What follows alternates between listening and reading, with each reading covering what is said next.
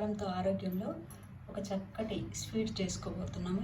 1 cup పప్పులు తీసుకున్నాను. 1 cup కొబ్బరి ముక్కలు బ్రౌన్ పార్ట్ అంతా తీసేసుకొని, బెల్లం మాత్రం 1.5 కప్ అనమాట. ఈ కప్పుతోటి కొంచెం గ్రేట్ చేసిన కొబ్బరి, జీడిపప్పులు, మామూలు ఫ్రైడ్ పప్పులు అనమాట. ఒక 2-3 యాలక్కాయలు. ఇంతే దీనికి కావాల్సింది. ఈ కప్పుతోటి మనం కొబ్బరి ముక్కలు తీసుకున్న కప్పుతోటే 1 కప్పు వాటర్ అనమాట.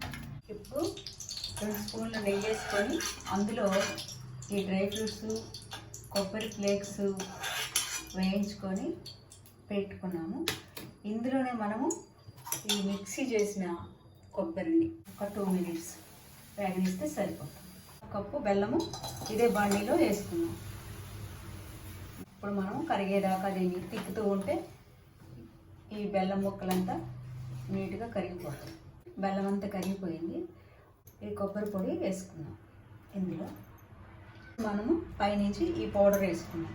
ఇప్పుడు కొబ్బరి వేసి ఒక 2 నిమిషాలు పాకంలో ఉడికించుకున్నాము. తర్వాత పప్పుల పొడి వేసుకొని కూడా ఒక 2-3 నిమిషాలు ఉడికించుకున్నాము. ఇప్పుడు పైనుంచి ఒక 2 స్పూన్ల వరకు నెయ్యి వేసుకోవచ్చు.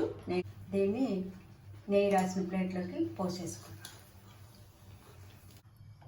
ఇప్పుడు రెడీ అయిపోయింది మన పచ్చి కొబ్బరి పప్పుల పాకు.